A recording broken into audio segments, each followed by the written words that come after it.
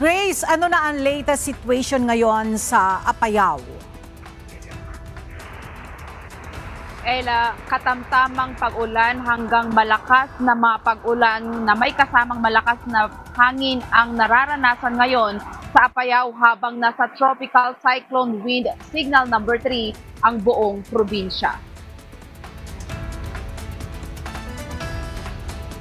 Ayon sa PDRRMC, at least 406 families o katumbas ng 1,220 individuals ang inilikas habang naghahanda ang probinsya sa pagdating ng Super Typhoon Nando. Pinakamaraming nailikas sa Budtol na umabot sa 245 families o 739 individuals. Sinundan ito ng Santa Maria na may 63 families, Luna 51 families, Kalanasan 25 families, Flora 20 families at Coner na may 2 pamilya. Sa ngayon, wala pang naitatalang casualties, injuries o missing persons. Nananatiling bukas ang mga daan at tulay ngunit may pagkaputol ng supply ng kuryente sa ilang munisipyo tulad ng Kalanasan, Coner, Flora, Cabugao, Luna, Pudtol at Santa Marcela.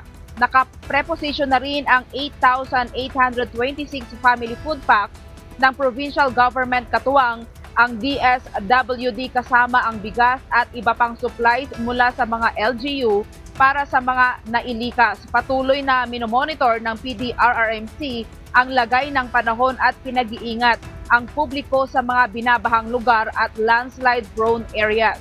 Ayon sa lokal na pamahalaan ng Apayao, ang mga kailangang tutukan ng mga residente sa mga susunod na oras habang papalipit pa ang bagyo. Kailangang nakahanda ang mga pamilya sa posibleng biglaang pagtaas ng tubig sa mga ilog at paggalaw ng lupa sa mga matataas na lugar.